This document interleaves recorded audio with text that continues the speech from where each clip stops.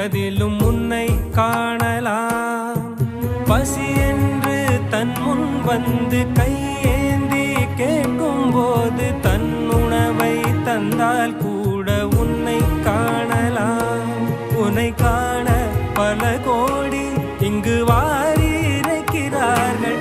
எளிதாக உன்னை சேர இங்கு யாரு நினைக்கிறார்கள். அலங்காரம் அதில் நீ இல்லை, அகங்கார மனதில் இல்லை.